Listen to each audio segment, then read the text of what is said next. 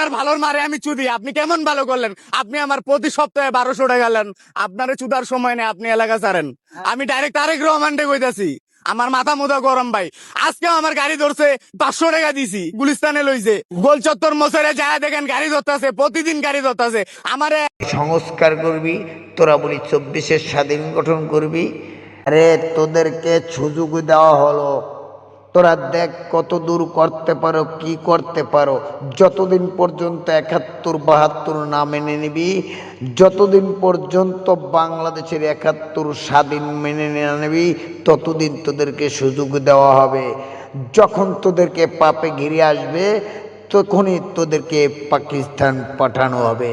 একটা কথা তোরাও জানো, আমরাও জানি, এবং সকল বাংলার মানুষ জানে যে 7.5 কোটি মানুষ 1971 সালে জয় বাংলার স্লোগান দিয়ে এই বাংলাদেশ স্বাধীন হয়েছিল।